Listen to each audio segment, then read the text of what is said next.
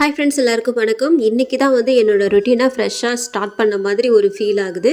ஏன் சொல்கிறேன்னா, வாசலுக்கு வெளியிலையும் சரி உள்ளேயும் சரி மண்ணாக இருந்தது. ஒரே மண், சிமெண்ட்டு, ஜல்லி இந்த மாதிரியே இருந்தது, நிறைய இருந்தது. அதனால் என்ன பண்ணுறதுனே தெரியாமல் கிட்டத்தட்ட ஒரு 1.5 மாதத்துக்கிட்ட ஆகிடுச்சு வாசல் பெருக்கி கோலம் போட்டு. இன்றைக்கி தான் பார்த்தீங்கன்னா என்னோடய நாளை வந்துட்டு நான் ஃப்ரெஷ்ஷாக ஆரம்பித்த மாதிரி ஒரு ஃபீல் ஆச்சு எனக்கு. காலையில் எழுந்துருச்சு நல்லா ஃப்ரெஷ்ஷாக வந்துட்டு குளிச்சுட்டு அதுக்கப்புறமா கோலத்தை போட்டுட்டு ஒரு விளக்கு ஒன்று ஏற்றி சாமி கும்பிட்டுட்டு அதுக்கப்புறமா வந்து நம்ம போயிட்டு கிச்சனில் போயிட்டு வேலை செஞ்சோம் அப்படின்னாலே அந்த நாளே இனிதியாக தொடங்குற மாதிரி ஒரு ஃபீல் ஆகும். ஏன்னா அப்போ தான் மனசுக்கும் வந்து நிம்மதியாகும். ஈவினிங்கும் விளக்கு ஏற்றணும் தான், நான் இல்லை சொல்லலை. ஆனால் வந்துட்டு காலையில் ஏற்றுறது அப்படின்றது இன்னுமே உங்களுக்கு ஒரு நல்ல ஒரு இது கொடுக்கும். காலையில் விளக்கு ஏற்றுறது தான் ரொம்ப ரொம்ப நல்லது. இன்றைக்கி எனக்கு என்ன சமைக்கிறதுனே வந்துட்டு ஒன்றும் தெரியல. சரி என்ன பண்ணுறதுனே யோசிச்சுக்கிட்டே தான் இருந்தேன். சாதத்தை மட்டும் தூக்கி அடுப்பில் வச்சுட்டு என்னடா பண்ணுறதுன்னு அப்படின்னு யோசிச்சுட்டே தான் இருந்தேன். கடைசியில் இந்த தக்காளி சாதம் தான் எனக்கு வந்துட்டு ஐடியா கிடச்சிது. சரி இதை வந்துட்டு பண்ணிடலாம் இன்றைக்கி. நிறைய பேர் வந்து தக்காளி சாதம் வந்து குக்கரில் பண்ணுவாங்க, அது வந்து பிரியாணி டேஸ்ட்லேயே இருக்கும்.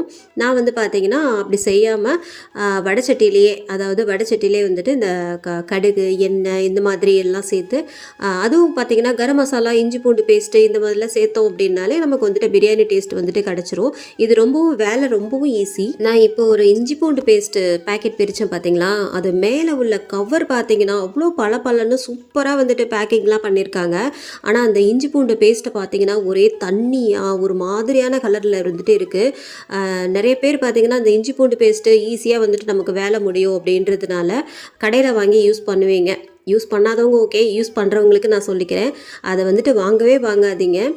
நானும் வாங்க மாட்டேன். ஆனால் என் பையன் வந்து இஞ்சி இல்லை அப்படின்றதுனால இஞ்சி பூண்டு பேஸ்ட்டு வாங்கிட்டு வந்துட்டான். இதுதான் நான் ஃபஸ்ட் டைம் யூஸ் பண்ணுறது.